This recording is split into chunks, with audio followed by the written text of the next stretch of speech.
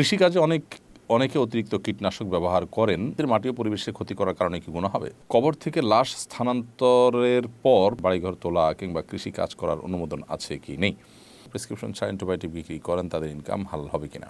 কৃষিকাজে অনেকে অতিরিক্ত কীটনাশক ব্যবহার করেন, যা মাটি ও পরিবেশের জন্য মারাত্মক হুমকির। এক্ষেত্রে মাটি ও পরিবেশের ক্ষতি করার কারণে কি গুনাহ হবে? অবশ্যই গুনাহ হবে। গুনাহের মাত্রা কম বা বেশি হতে পারে, কিন্তু যেই কোনো ক্ষতি মানুষের জন্য, পরিবেশের জন্য, পোকামাকড়ের জন্য যে কোনো ক্ষতির কারণ কেউ হবে, অবশ্যই তার ফলশ্রুতিতে তিনি গুনাহগার হবেন।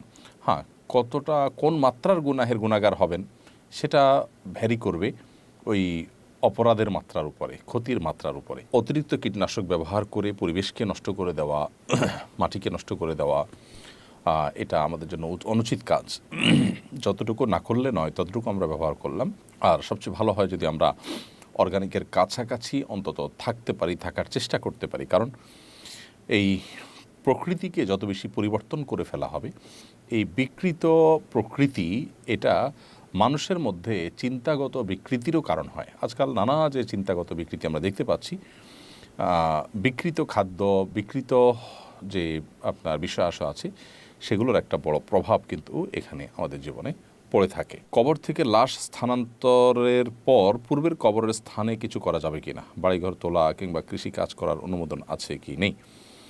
যদি কোনো কারণে লাশ স্থানান্তর করা লাগে, ধরুন কারোর জমিতে অনুমতি ছাড়া কবরস্থ করা হলো, এখন যার জমিতে কবরস্থ করা হলো তার জমি তাকে বুঝিয়ে দেওয়ার প্রয়োজনে লাশ স্থানান্তর করে কবরস্থানে দাফন করা হলো, তার এই জমির উপরে এখন ঘর বাড়ি যে কোনো কিছু তোলা যাবে, তাতে কোনো অসুবিধা নেই। বাংলাদেশ ফার্মেসি কাউন্সিলের নিয়ম অনুযায়ী এমবিবিএস ডাক্তারের প্রেসক্রিপশন ছাড়া ফার্মেসি দোকানদাররা অ্যান্টিবায়োটিক ওষুধ বিক্রি করতে পারবে না, কারণ এটি জনস্বাস্থ্যের জন্য হুমকি স্বরূপ। তা সত্ত্বেও যারা প্রেসক্রিপশন ছাড়া অ্যান্টিবায়োটিক বিক্রি করেন তাদের ইনকাম হালাল হবে কিনা?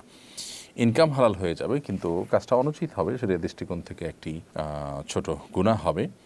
কারণ আপনি যে কাজটি করছেন সেটি অনুমোদিত নয়, অথচ আপনি অনুমোদনের বাইরে কিছু করবেন না মর্মে সংকল্পবদ্ধ হয়েই আপনি ব্যবসা প্রতিষ্ঠান শুরু করেছেন, তাহলে আপনার কথা রক্ষা হল না। সেক্ষেত্রে শুধু ছোট গুনাহ নয়, কবিরা গুনার দিকেও যেতে পারে। আবার যদি এটি সত্যি কারো স্বাস্থ্যের জন্য হুমকির হয়, কারো বিপদের কারণ হয়, তাহলে সেটি আলাদা গুনাহের কারণ।